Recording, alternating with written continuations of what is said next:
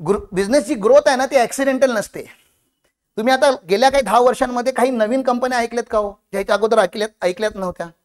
Majority लोक 10 वर्ष plus बिझनेसमध्ये आहेत. इथे काही नवीन कंपन्या ऐकल्यात तुमच्या इंडस्ट्रीमधल्या तरी ऐकल्या असतील. ओला नव्हती, उबर नव्हती, ओयो नव्हती, डीमार्ट नव्हतं. अशा हजारो कंपन्यांची नावं आहेत. आणि काही कंपन्या तर 2022 नंतर बनलेल्या आहेत आणि त्यांचा आज टर्नओव्हर 800 करोड, 1000 करोड, 1200 करोड झालेला आहे. आणि त्या मुलांचा एज जर तुम्ही बघितला तर 21 वर्ष, 22 वर्ष, 23 वर्ष असं एज आहे त्यांचं, ज्यांनी आज 1000 करोडचा बिझनेस बनवला.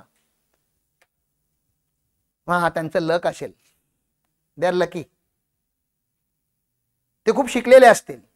नाही, कोणतेही मोठे बिझनेसमॅन जास्त शिकलेले नाही आहेत. त्यामुळे शिक्षणाचा आणि बिझनेसचा काहीही संबंध नाहीये. नाही ते स्किलफुल असतील, त्यांना खूप कोडिंग वगैरे असं काय काय करता येत नाही.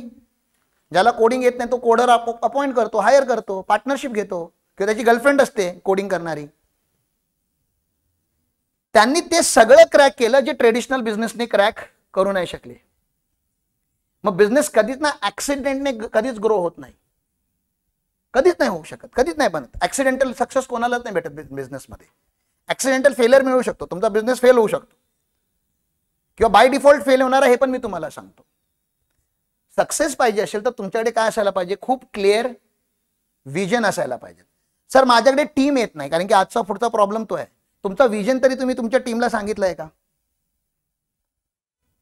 त्यांना सांगायला तुमच्याकडे काय असलं पाहिजेत, विजन असला पाहिजेत ना, की आपण ह्या कंपनीला हिथून इथपर्यंत नेणार आहोत. बाळा तू आज इथे आहेस, ही कंपनी इथे नेणारी टीम जी तू असशील, फाउंडेशन टीम आहेस तू.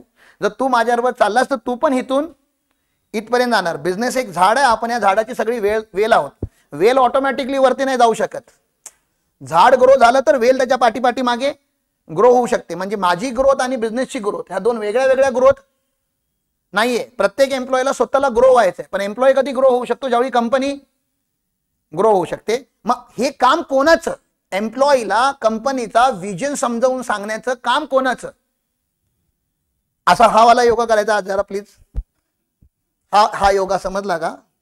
ह्याचं काम म्हटलं तर त्यांचं काम, हा योगा पार्टनरचं काम. हा वाला योगा नाही करायचा, ह्याला आम्ही कोणी योगा बोलतो. हा वाला योगा करायचा आहे, हा सेल्फ वाला योगा आहे, स्वतः माझं काम. सर फॅमिली सपोर्ट देत नाही बिझनेसमध्ये, ही एक कंप्लेंट असते. फॅमिली म्हणजे कदाचित तुमची वाईफ असेल किंवा मुलं असतील. तुम्ही शेअर केलं त्यांच्याबरोबर, तुमचं विजन शेअर केलं की मला हे करायचं आहे स्ट्रॉंगली. हे जर नाही केलं तर मला काय, माझ्या अस्तित्वाचा काही युजच नाहीये. If this exist then I exist, if this doesn't exist then I don't exist. मग फॅमिली सपोर्ट करणार कशी? फॅमिलीची लेवल ऑफ मॅच्युरिटी आणि तुमची लेवल ऑफ मॅच्युरिटी सेम आहे का? नाही. बँक लोन देत नाही. बँकला विजन सांगितलं, किती बँकांमध्ये व्हिजिट केलात, किती बँकरला तुम्ही सांगितलं अच्छा बँक लोन देत नाहीये.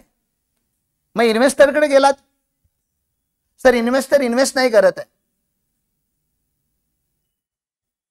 किती इन्व्हेस्टरला भेटलात? 100 इन्व्हेस्टर. 100 प्रेझेंटेशन तरी झाले पाहिजेत. आणि 100 प्रेझेंटेशन झाल्यानंतर तुम्हाला बँक लोन देत नाहीये, इन्व्हेस्टर इन्व्हेस्टमेंट देत नाहीये, फॅमिली सपोर्ट देत नाहीये, एम्प्लॉय तुम्हाला जॉईन करत नाहीये. मग तुमचा बिझनेस इन्व्हेस्टेबल आहे, इंटरेस्टिंग आहे की नाही आहे? आणि जर इंटरेस्टिंगच नसेल, जो इन्व्हेस्टेबलच नसेल, त्याच्यामध्ये बाहेरची लोक काय इन्व्हेस्ट करतील? मग आपण काय करायला पाहिजेत? आपली एज अ फाउंडर रिस्पॉन्सिबिलिटी काय आहे?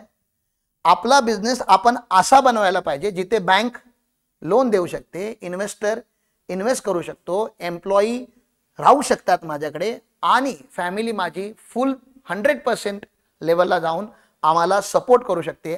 असा बिझनेस बनवण्याची रिस्पॉन्सिबिलिटी ह्या जगामध्ये एकाच व्यक्तीची आहे, आणि तो फक्त फाउंडर करू शकतो, दुसरा कोणीही करू शकत नाही. तुम्ही बाहेरून MBA आणा किंवा कोच आणा किंवा देव आणून बसवा, तो धंदा तुमच्यासाठी दुसरा कोणीही बोलू शकत नाही, बनवू शकत नाही.